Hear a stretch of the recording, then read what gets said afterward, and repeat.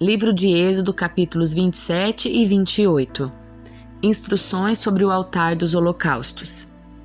Usando madeira de acácia, construa um altar quadrado com 2,25 metros de largura e comprimento e 1,35 metros de altura.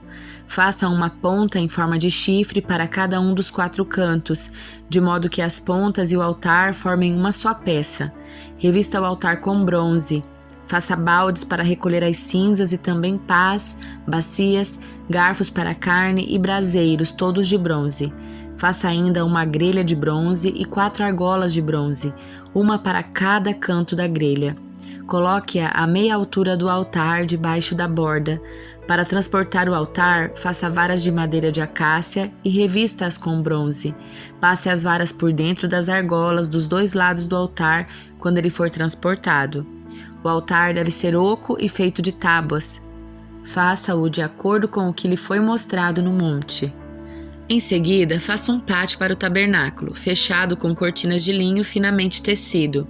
As cortinas do lado sul terão 45 metros de comprimento e serão penduradas em 20 colunas apoiadas firmemente em 20 bases de bronze. Pendure as cortinas com ganchos e argolas de prata. Coloque do lado norte cortinas idênticas a essas, com 45 metros de comprimento, penduradas em 20 colunas apoiadas firmemente em 20 bases de bronze. Pendure as cortinas com ganchos e argolas de prata. As cortinas do lado oeste do pátio terão 22,5 metros de comprimento e serão penduradas em 10 colunas apoiadas em 10 bases. No lado leste do pátio, ou seja, na parte da frente, as cortinas também terão 22,5 metros de comprimento. A entrada do pátio ficará do lado leste, situada entre 2 cortinas. A cortina do lado direito terá 6,75 metros de comprimento e será pendurada em 3 colunas apoiadas em 3 bases. A cortina do lado esquerdo também terá 6,75 metros de comprimento e será pendurada em 3 colunas apoiadas em 3 bases. Para a entrada do pátio, confeccione uma cortina com 9 metros de comprimento. Faça de linho finamente tecido e enfeite-a com lindos bordados de fio azul, roxo e vermelho. Pendure-a em 4 colunas, cada uma firmemente apoiada em sua própria base. Todas as colunas ao redor do pátio devem ter argolas e ganchos de prata e bases de bronze. No total, o pátio terá 45 metros de comprimento e 22,5 metros de largura, com divisórias feitas de cortinas de linho finamente tecido com 2,25 metros de altura. As bases das colunas serão de bronze. Serão de bronze todos os utensílios para as cerimônias do tabernáculo, além das estacas usadas para sustentar o santuário e as cortinas do pátio. Ordene aos israelitas que lhe tragam óleo puro de oliva para iluminação, a fim de manter as lâmpadas sempre acesas. O candelabro ficará na tenda do encontro, do lado de fora da cortina interna que protege a Arca da Aliança. Arão e seus filhos manterão as lâmpadas acesas na presença do Senhor a noite toda. Essa é uma lei permanente para o povo de Israel e deve ser cumprida de geração em geração. Mande chamar seu irmão Arão e os filhos dele, Nadab, Abiú, Eleazar e Itamar. Separe-os dos demais israelitas para que me sirvam e sejam meus sacerdotes. Faça para Arão roupas sagradas, trajes de grande beleza e esplendor. Instrua todos os artesãos habilidosos que eu enchi de espírito de sabedoria, a fim de que confeccionem para Arão roupas que o consagrarão como sacerdote para o meu serviço. Estas são as roupas que devem confeccionar: um peitoral, um colete, um manto, uma túnica bordada, um turbante e um cinturão. Devem fazer essas roupas sagradas para seu irmão Arão e para os filhos deles vestirem quando me servirem como sacerdotes. Dê a eles, portanto, linho finamente tecido com fios de ouro e de tecido azul, roxo e vermelho.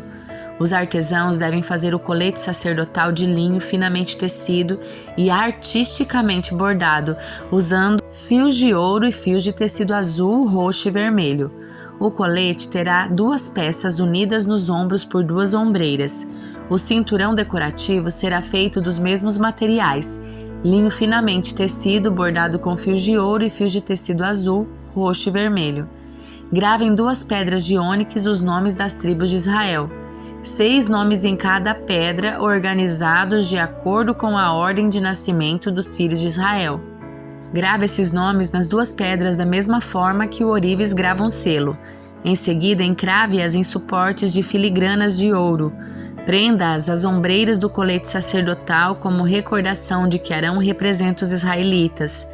Arão levará esses nomes sobre seus ombros como lembrança contínua, sempre que se apresentar diante do Senhor. Faça suportes para as pedras com filigranas de ouro. Trance 2 correntes de ouro puro e prenda-as ao suporte de filigranas sobre as ombreiras do colete. Em seguida, faça com grande habilidade o peitoral para decisões. Confeccione-o de modo que combine com o colete sacerdotal, usando linho finamente tecido com fios de ouro e fios de tecido azul, roxo e vermelho. Faça o peitoral de uma só peça dobrada de tecido, formando um bolso quadrado com 22,5 cm de lado. Fixe no peitoral 4 fileiras de pedras preciosas. A primeira fileira terá um rubi, um topázio e um berilo. A segunda fileira será composta de uma turquesa, uma safira e uma esmeralda. A terceira fileira será composta de um jacinto, uma ágata e uma ametista. A quarta fileira terá um crisólito, um ônix e um jaspe. Todas essas pedras serão presas a suportes de filigranas de ouro. Cada pedra representará um dos 12 filhos de Israel e o nome da tribo correspondente será gravado na pedra como um selo. Para prender o peitoral ao colete sacerdotal, faça correntes de fios trançados de ouro puro. Faça também 2 argolas de ouro e prenda-as aos cantos superiores do peitoral. Amarre as 2 correntes de ouro nas 2 argolas dos cantos superiores do peitoral. Amarre as outras pontas das correntes às filigranas de ouro sobre as ombreiras do colete. Em seguida, faça mais 2 argolas de ouro e prenda-as às bordas interiores do peitoral junto ao colete. Faça outras 2 argolas de ouro e prenda-as à parte da frente do colete, abaixo das ombreiras e logo acima do nó com o qual o cinturão decorativo é amarrado no colete. Depois, prenda as argolas inferiores do peitoral às argolas do colete com cordões azuis para que o peitoral fique firmemente preso ao colete acima do cinturão decorativo.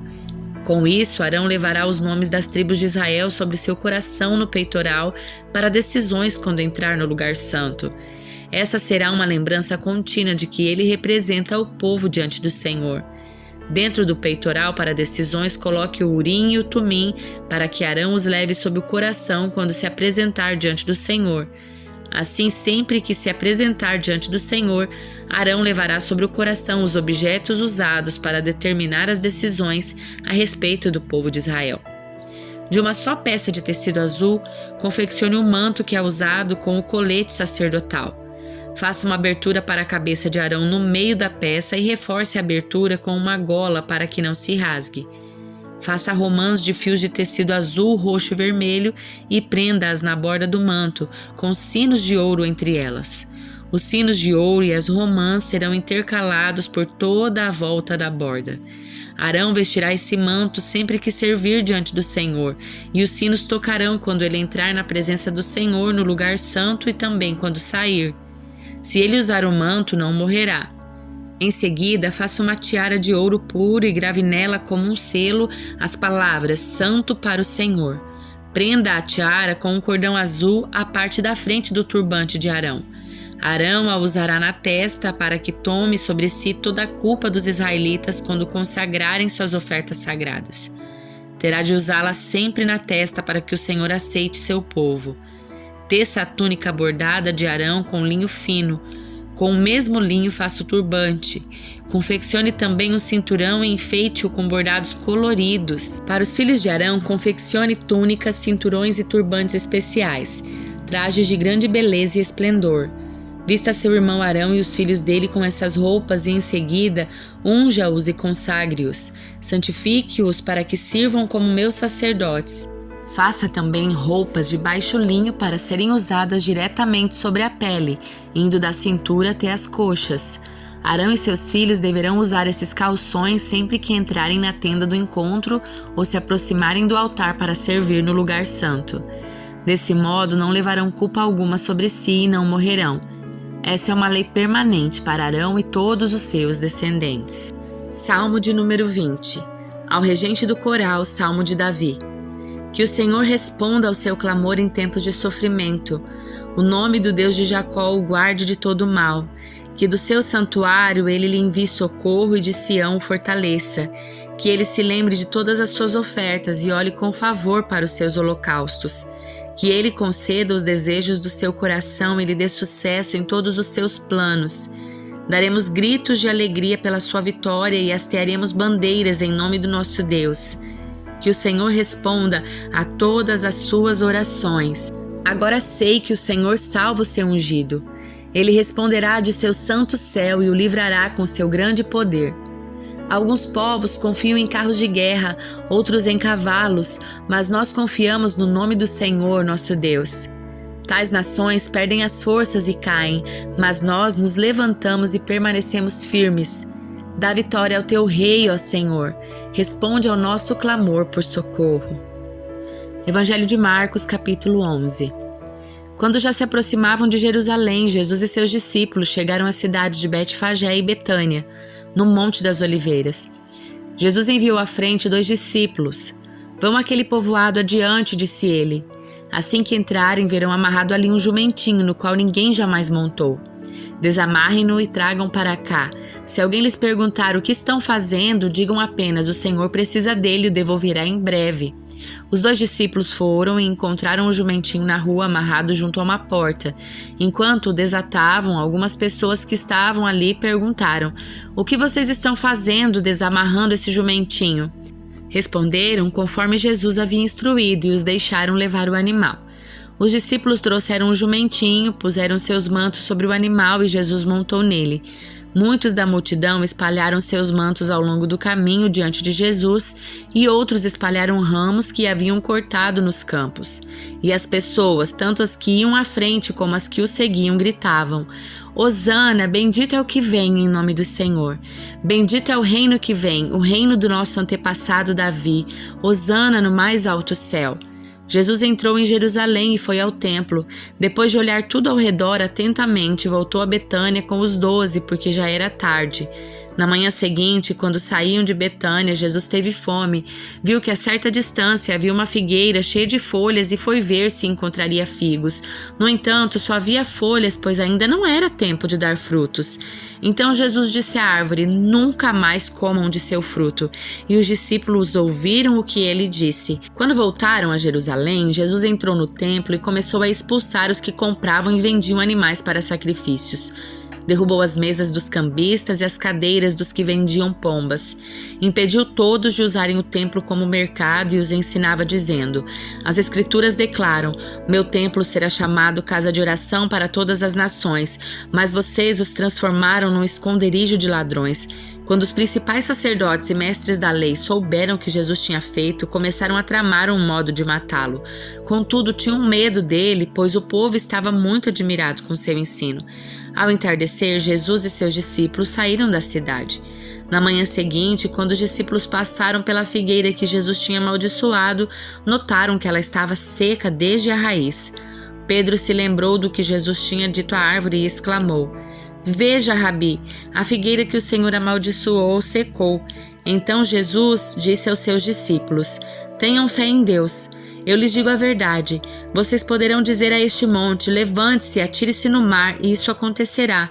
É preciso, no entanto, crer que acontecerá e não ter nenhuma dúvida em seu coração.